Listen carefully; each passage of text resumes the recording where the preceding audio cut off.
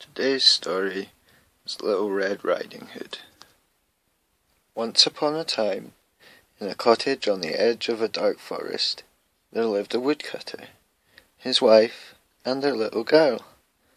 The little girl always wore a warm red cape with a hood which her grandmother had made for her, so people called her Little Red Riding Hood. Everyone loved Little Red Riding Hood, especially her grandmother. Early one morning, Little Red Riding Hood's mother said to her, "I want you to take this basket of food to your grandmother, as she is not very well. I have put butter, eggs, and a freshly baked cake in the basket, so carry it carefully. Go straight there and always keep to the path, and promise me you won't talk to any strangers on the way." Little Red Riding Hood promised. Then she put on her cape, and carrying the basket carefully, she set off for her grandmother's house, on the other side of the forest. Little Red Riding Hood had not gone very far when she saw some flowers growing a little way from the path. She knew her grandmother loved flowers, so she left the path and went to pick some. Just then a wolf came by. Little Red Riding Hood did not know that this was a wicked wolf.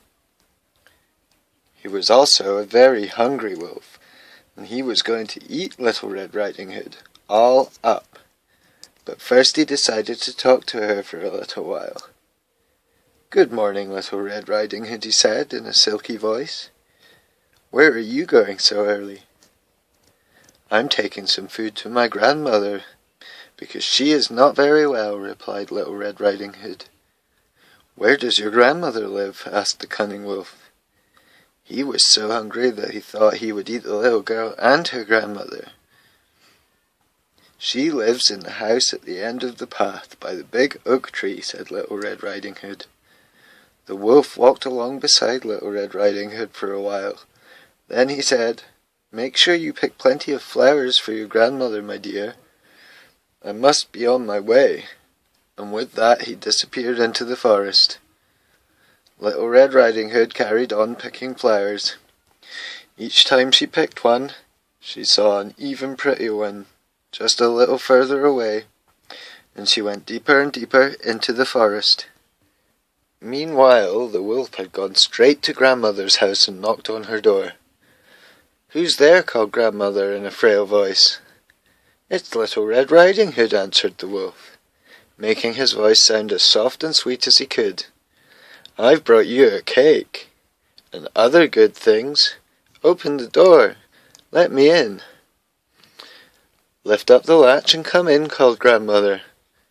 So the wolf lifted up the latch and went in. No sooner was he inside the door than he gobbled Grandmother down whole without even chewing her.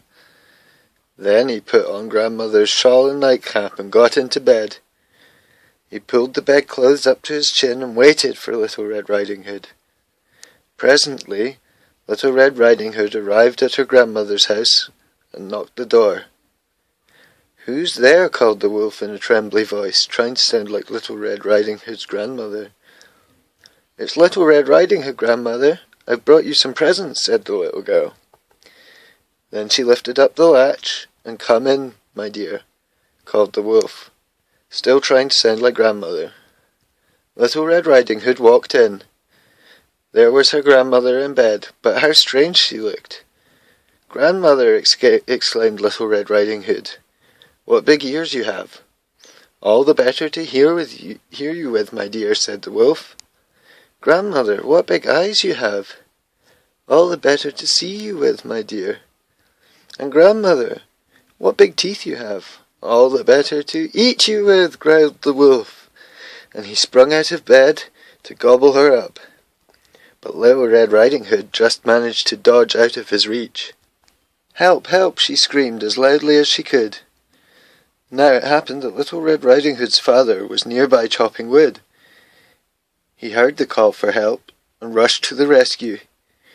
He burst into the house and in an instant cut off the wolf's head with his axe. Out came Grandmother, looking a little shaky but otherwise unhurt. Little Red Riding Hood hugged her and kissed her with joy at seeing her alive. Grandmother was soon quite well again. As for Little Red Riding Hood, she never again strayed from the path, and she was always particularly careful not to talk to any strangers. The end. Happy Father's Day, Lukey. I hope you're having a good day today.